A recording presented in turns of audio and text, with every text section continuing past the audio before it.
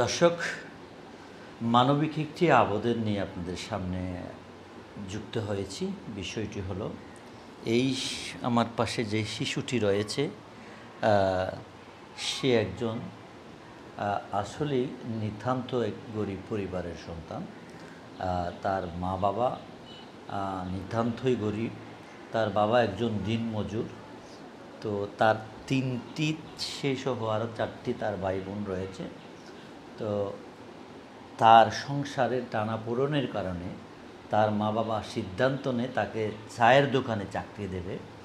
সেই অনুপাতে তাকে পেকুয়া বাজারের একটি চায়ের দোকানে তাকে চাকরির দেয়।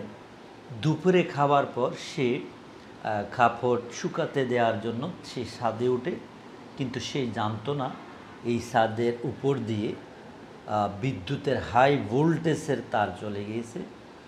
একেবারেই মনের অজান্তে এই তারের সাথে তার স্পর্শ হলে সাথে সাথে বিদ্যুৎ পৃষ্ঠ হয়ে তার 2 হাতে প্রচণ্ড আঘাত পায়, যেখানে তাকে বিদ্যুৎ পৃষ্ঠ হয়ে সে ওই ছাদ থেকে নিচে পড়ে গেলেও সে প্রাণে রক্ষা পায়।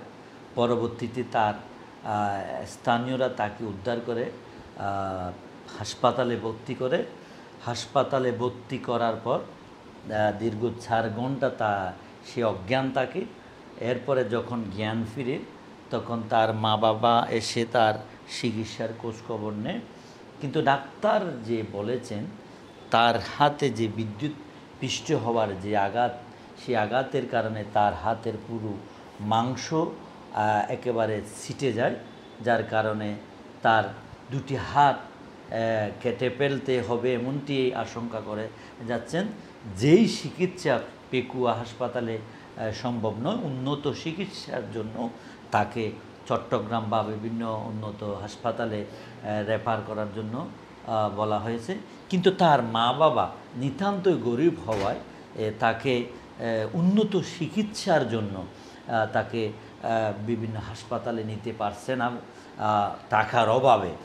যদি উন্নত চিকিৎসা পায় তাহলে অবশ্যই তার হাতের যে অংশ মাংস ঝরে যায় সেগুলো কোনোটা উন্নত চিকিৎসা পেলে হাত রক্ষা পেতেও পারে, না হলে তার হাতে যে পচন ধরে তার পুরো শরীরে ক্যান্সার আক্রান্ত হওয়ার সম্ভাবনা রয়েছে, এমনটি ডাক্তার জানিয়েছেন। সুতরাং মানবিক দৃষ্টি দিয়ে যদি দেশবাসী এই বাচ্চাটির হাত বাঁচানোর জন্য, তার জীবন বাঁচানোর জন্য ছুটে আসেন, তাহলে অবশ্যই একটি মানবিকতার কাজ হবে। আমরা চাই কোনো শিশু এ ধরনের শিশুশ্রম দিতে গিয়ে অকালে জ্বরে না পড়ুক, তার মতো বিদ্যুৎপৃষ্ট হয়ে দুর্ঘটনার সম্মুখীন না হোক। তো আমরা চাই এই ছেলেটি যাতে তার সুস্থ জীবন নিয়ে ফিরে পায়, সুস্থ জীবন ফিরে পায়, সেটাই আমরা সকলের কাছে দোয়া এবং সাহায্য কামনা করতেছি। তা আমরা এতক্ষণ আপনাদেরকে জানানোর চেষ্টা করেছিলাম এই শিশু বাচ্চাটির, তার বয়স 13 বছর, তার বাড়ি কক্সবাজারের পেকুয়া উপজেলার উজনটি ইউনিয়নে।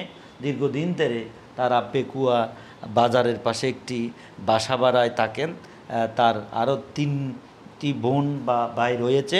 তার বাবা একজন দিনমজুর, মা গৃহিণী। তাদের সংসারের টানাপোড়েনের কারণে তাকে অবশ্যই চায়ের দোকানে চাকরি দেওয়ার জন্য তারা হয়েছেন, যার কারণে এই চায়ের দোকানের চাকরি করতে গিয়েই সে দুর্ঘটনায় পতিত হয়েছে। তার জীবন বাঁচানোর জন্য সকলে এগিয়ে আসবেন এই কামনা রাখছি।